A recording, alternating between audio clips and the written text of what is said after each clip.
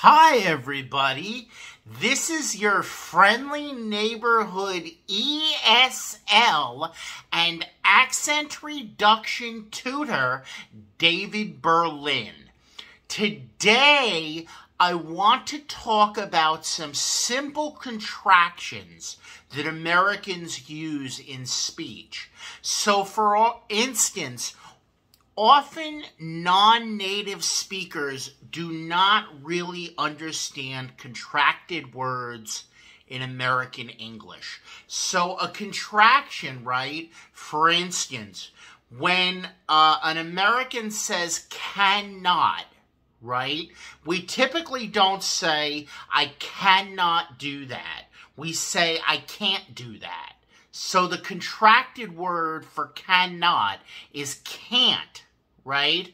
So, or another example is would not. I wouldn't do that if I were you, right? It's I would not do that if I were you. But we don't say would not, we say wouldn't, right? So we contract the not part, right? We add it, we crush it together, and we drop the O, which is the simplest form of contraction, right? So would not becomes wouldn't. Right? Should not becomes shouldn't. You drop the O in the not, you contract the two together, you drop the O in the not, and you just say wouldn't instead of would not. There are other examples, like won't, which is will not. Won't, I'm sorry, it's been so long since I thought of that contraction. Won't is will not. I won't do that today. I have no time. I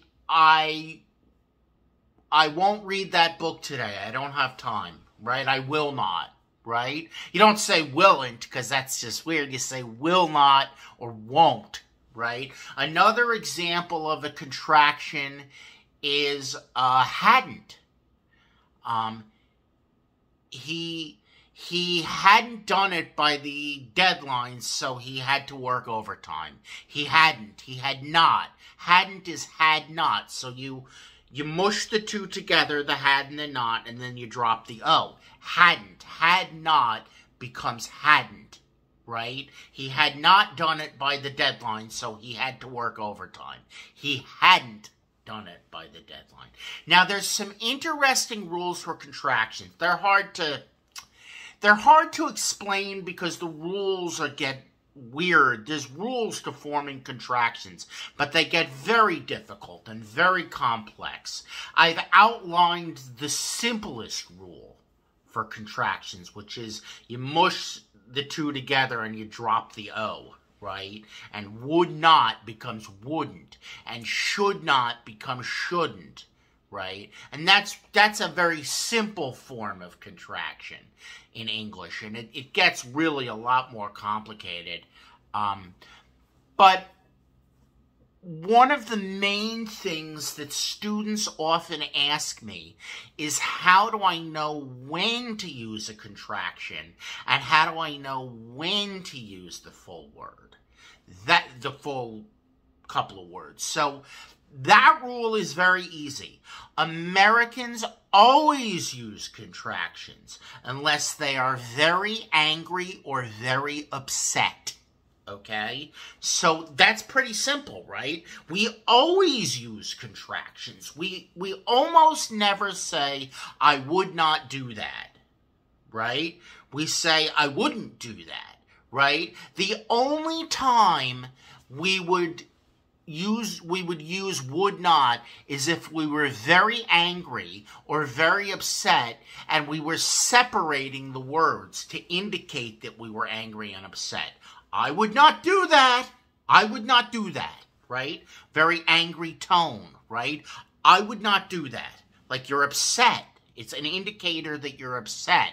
I cannot do that. For can't, right?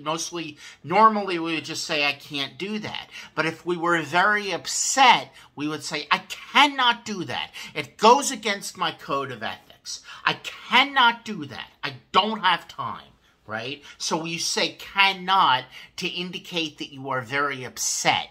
You are being strident. You are being emphatic. You're upset. You're angry. Maybe not angry, but upset, or indicating that you are riled up or upset. Okay, I cannot do that. I will not do that. It violates my code of ethics, right? As opposed to, I can't do that. I'm sorry. I just don't have time, right? You're not so upset. You're being more diplomatic. You see what I mean? So that's a good rule to remember. It's a simple rule. Americans always use the contraction, or almost always use the contraction, unless we are very angry or very upset or being strident. Strident means you're kind of being forceful or emphatic in what you're trying to say.